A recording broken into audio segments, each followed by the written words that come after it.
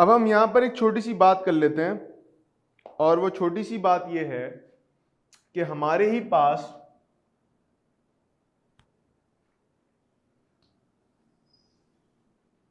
एक और ऑर्गेनिज्म है जिसकी तफसील हम आगे पढ़ेंगे चैप्टर्स में, लेकिन उसके बारे में टीजर ट्रेलर जरूर दे दिया जाए अभी, और वो है वायरस। देखो, बैक्टीरिया हमने पढ़ लिया अलग ग्रुप में, फंजाई अलग, प्रोटिस्टेंस अलग, प्लांट्स अलग और एनिमल्स अलग। लेकिन अगर बात की जाए वायरस की, ये कौन है? तो ये वो 3 इडियट्स वाला वायरस नहीं है, ये वो वाला वायरस है जो हमारी बॉडी में पैथोजेंस या डिजीज कॉज करता है। Now what do we know about virus? जैसे हम सबके पॉइंट लिख रहे थे, हम इसके ही पॉइंट्स लिखेंगे ताकि हमें चीजें याद रह सकें। देखो, एक बात याद रखना, मैं आपको याद करने का एक उसूल समझा रहा हूं, वो ये है कि जब आप कभी याद करो ना, तो कभी भी पैराग्राफ्स की तरफ मत जाओ, यानी पूरे पूरे नोट्स लिखे हुए। वो ठीक है, वो जरूरत है हमारी, हम उसके बगैर काम नहीं कर सकते, लेकिन जो चीज़ों को हमेशा याद रखने के लिए होता है ना एक तरीके का, यार मुझे हमेशा याद रहे, आपकी चाहत ये है कि मैं जो टॉपिक पढ़ रहा हूँ ये टॉपिक मुझे हमेशा के लिए याद रहे, तो उसके लिए मुझे क्या करना पड़ेगा? उसके लिए एक बड़ी आसान सी स्ट्रैटेजी होती है कि हम अपनी उन चीज़ों को जो हमने याद करनी है हमेशा के लिए और उनके कॉन्सेप्ट्स अच्छे बनाने हैं, उसके लिए या तो उनको पॉइंट्स में लिख लें ऐसे तरतीब के फॉर्म में, या फिर उसका एक चार्ट बना लें, जो मैं बनाने लगा हूँ, चार्ट बनाते हैं। वायरसेस में एक चीज तो ये है कि दे आर नॉन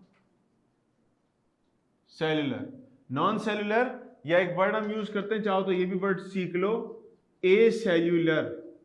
याद रखिएगा, बायोलॉजी में या साइंस में जो ए का वर्ड है, a before any word emphasizes without या नेगेटिव, यानी ए अगर किसी वर्ड से पहले आ गया तो ये इस बात की तरफ इशारा करता है कि ये वर्ड किसी नेगेटिव मायनों में इस्तेमाल हो रहा है या यहां पर कोई चीज लैक कर रही है। मिसाल के तौर पे आपको एग्जांपल देता हूं, एक वर्ड हम यूज करते हैं बायोटिक का मतलब होता है लिविंग फैक्टर।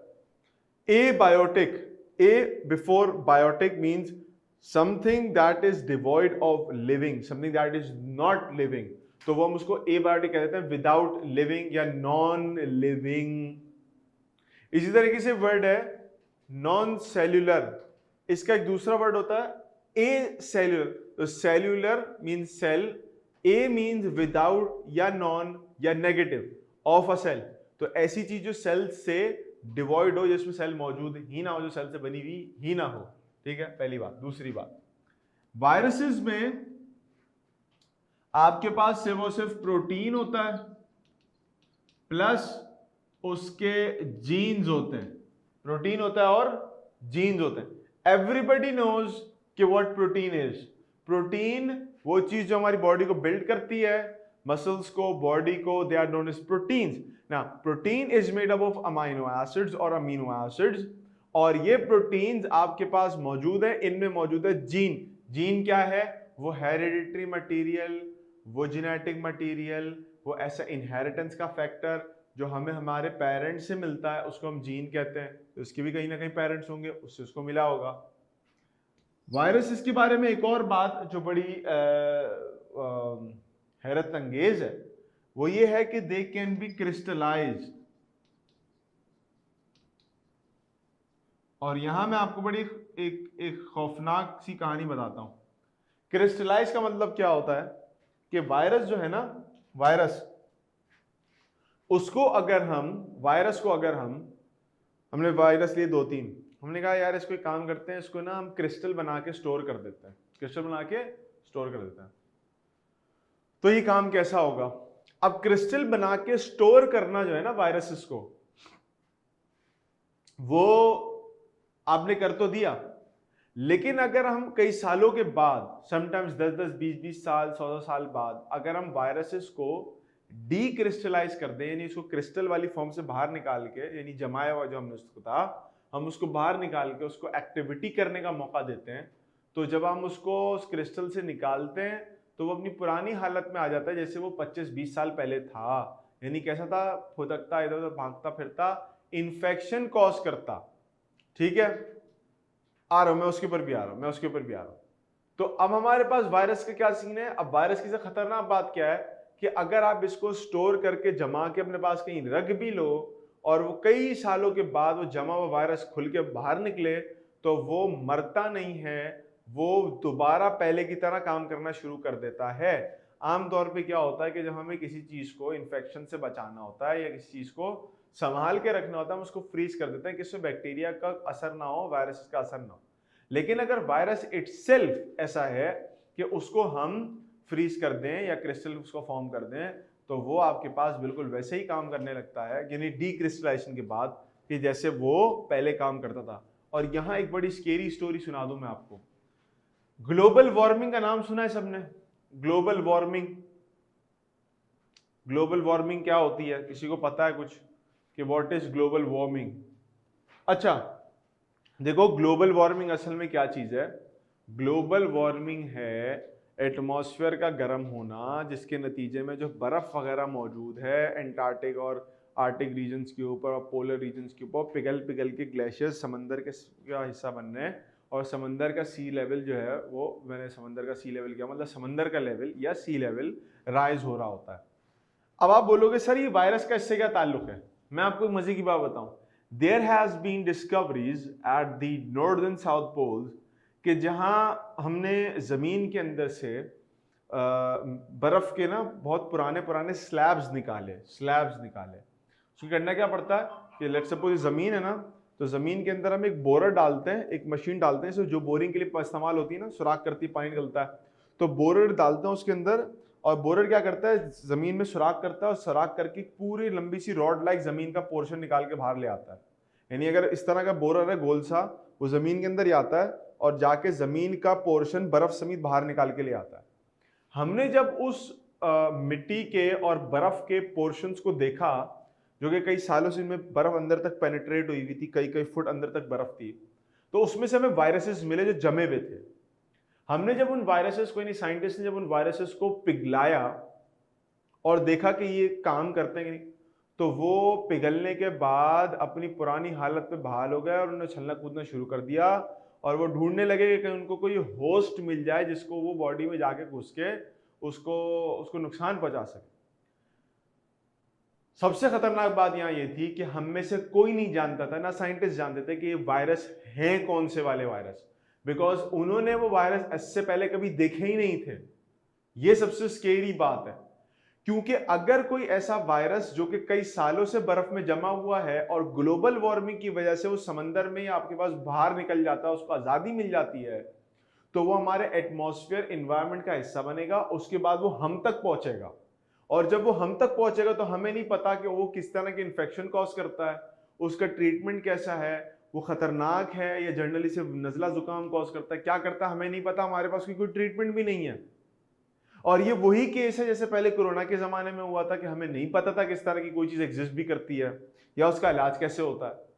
तो वायरसेस के बारे में सबसे खतरनाक बात यह है कि you can freeze them, you can crystallize them for several years, और आफ्टर दैट जब आप उसको डीक्रिस्टलाइज करोगे, डीफ्रॉस्ट करोगे, तो वो अपनी पुरानी कंडीशन में बहाल हो जाएगा, यानी उस पर कोई जरा सा भी फर्क नहीं पड़ेगा कि वो जमा हुआ था या उसके साथ क्या मामला हुआ था।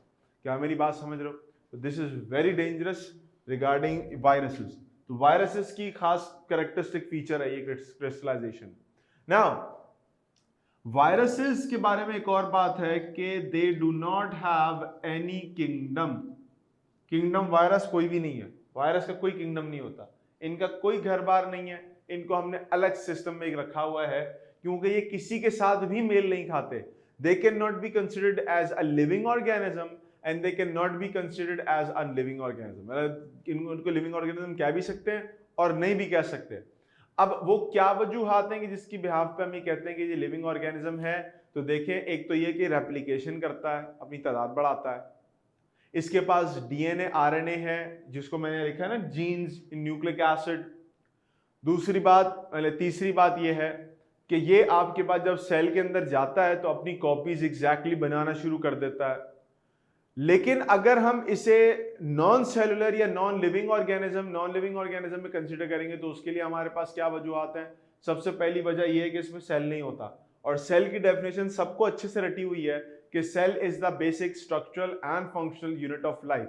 सेल जो है वो बेसिक स्ट्रक्चरल फंक्शनल यूनिट है लाइफ का। तो चूंकि सेल ही नहीं है तो फिर तो लिविंग ऑर्गेनिज्म भी नहीं है। फिर इसके अलावा कोई लिविंग ऑर्गेनिज्म इतने एक्सटेंडेड पीरियड ऑफ टाइम के लिए क्रिस्टलाइज नहीं हो सकता। आप उसको ना फ्रीज कर सकते हो ना उसको क्रिस्टलाइज कर सकते हो। यहां पर हम इसको कर सकते हैं, यानी अगर मुझे और आपको कोई फ्रीज कर दे या क्रिस्टल बना दे तो हम तो जमने से पहले ही मर चुके होंगे। तो वो तो जम रहा है, ठीक है, और मर भी नहीं रहा, वो उसके बाद भी जिंदा है। तो ये कुछ फीचर्स ऐसे हैं कि जिसकी वजह से हम कश्मकश का शिकार हैं कि भाई वायरस को यहाँ रखें या उस तरह रखें, कहाँ रखें हमें नहीं पता। तो वायरस को हमने एक अलग से कैटेगरी दे दी है, because they are not considered as living and they are not even considered as non living. कुछ लोग उसको बॉर्डर लाइन कहते हैं, कुछ लोग मुख्तलिफ चीजें कहते हैं, बट ये वायरस की कुछ बातें थी। यहाँ पर दो वर्ड्स हैं, उनको जरा अच्छे समझ लीजिए क्योंकि वर्ड्स आगे जाके आपके पास इस्तेमाल होने वाले हैं। और वो वर्ड्स क्या हैं? एक वर्ड है हमारे पास न्यूक्लिक एसिड,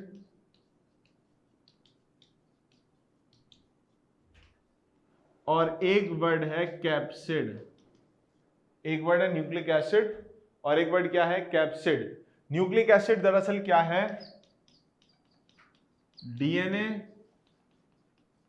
या आरएनए, यानी जीनोम, जीन्स जो है किसी भी ऑर्गेनिज्म का न्यूक्लिक एसिड दरअसल उसका डीएनए या आरएनए होता है। और कैप्सिड क्या है? CAPSID, this is the protein of the virus. Virus जो प्रोटीन बनाया हुआ है उसको हम कैप्सिड कहते हैं। अगर मैं इसकी तस्वीर आपके सामने बनाऊं कि वायरस असल में दिखता कैसे है, आप उसको भी देखो जरा।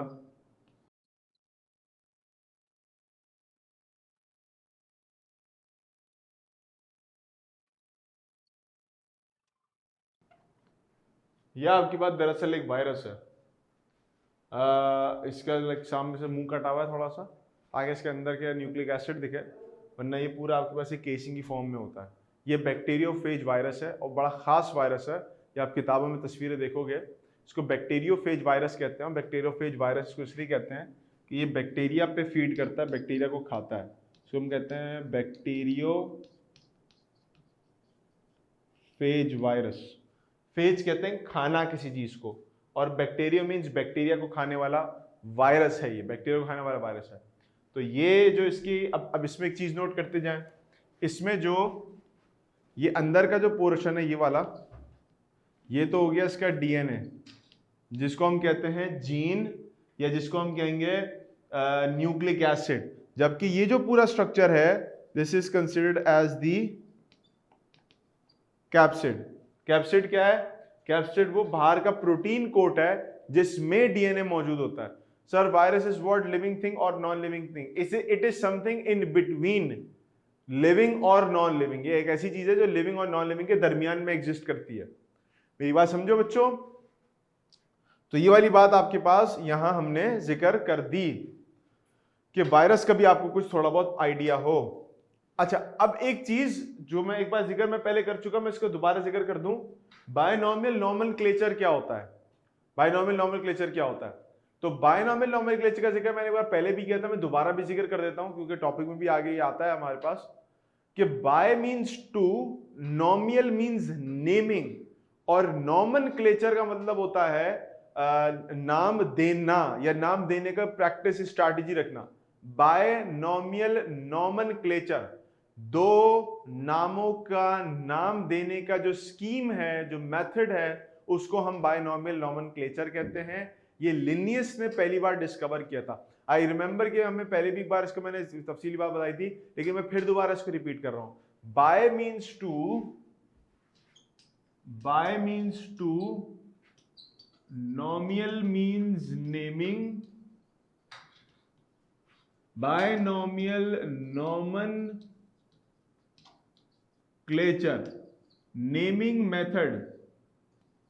नेमिंग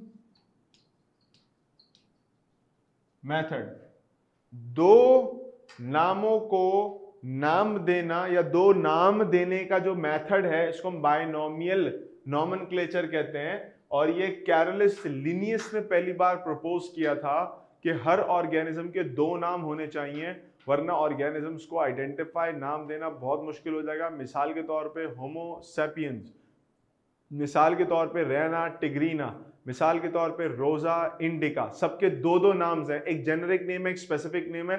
हम लोगों ने जब किंगडम क्लासिफिकेशन की थी उस वक्त भी इसको खोल के बयान किया था कि आपके पास क्या होता है। And then I remember I told you the difference between species and species, के सिंगुलर स्पीसीज क्या है, प्लूरल स्पीसीज क्या है। अब भाई जाग रहे हो सारे बच्चे, यहां तक मेरी बात समझ रहे हो सारे बच्चे हो? Hello hello. Brassica campestris, yes exactly, very good. बात समझ रहे हो मेरी?